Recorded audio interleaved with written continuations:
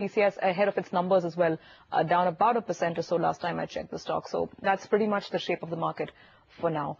Let's move on. Well, putting restrictions on access to sites will be anti-consumer. That's the word coming in from Sanjay Kapoor, the chairman of MicroMax. CNBCTV18's Malvika Jain caught up with him and began by asking him about his views on the net neutrality debate.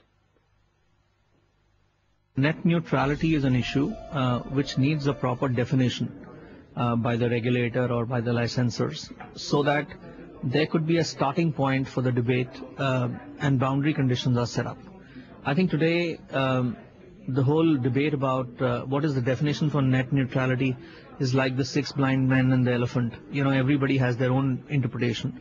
I think as a starting block it will be right if the government after the consultation comes out with a proper definition, and then everybody can have an opinion.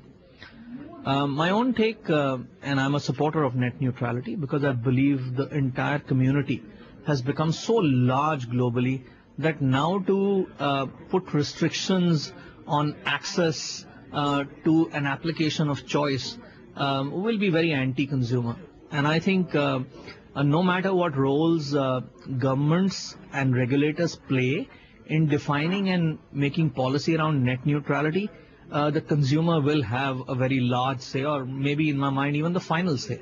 You cannot displease a consumer base which is already running into billions of people who access internet, and I think they must be given the freedom to choose an application, to choose a service of their choice, because they don't only live their personal lives around those services and applications, but today even their professional lives around those services and applications. So I think that freedom belongs to the consumer. At this point in time, do you think the time is ripe for MicroMax to go ahead for an IPO or a possible stake sale?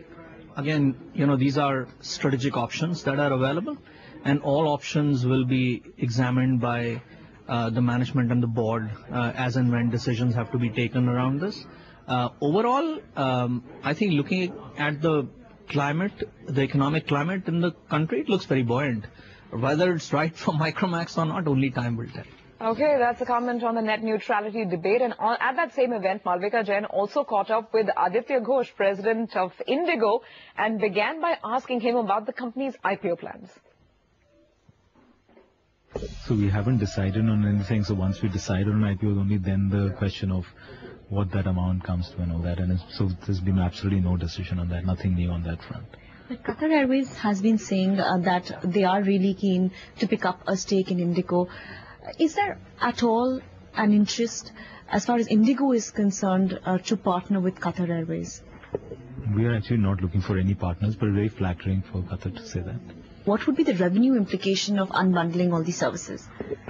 So there has been a new, opening up of this by the government a couple of weeks ago. So nothing has been implemented so far, really. So still very, very early days.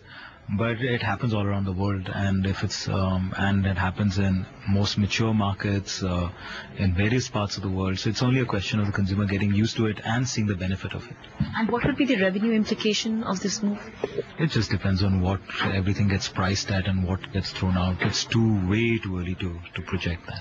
And as a low-cost air carrier, are you concerned about the high airport charges? There is a consultation process again that is underway as far as the Delhi airport is concerned, and probably this would then be conducted for other airports as well. What do you think would be an ideal airport charge that should be levied?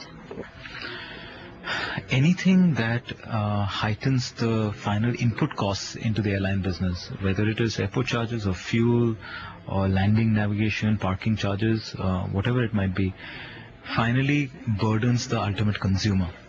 It passes through the airline, so people feel that ticket prices have risen up, but one must go and see that how much of the impact is because higher fuel prices, higher airport charges, and of course it concerns us. Because if those prices are too high, it will make cost of travel too exorbitant, and it will make this business unsustainable. So for us to have a sustained, impact in India, one should be able to consistently offer affordable fares, and that has a big relationship with what the input costs are. All right. On that note, we're out of time on this edition of Business Lunch. Thank you for watching. The Cap Radar coming up next.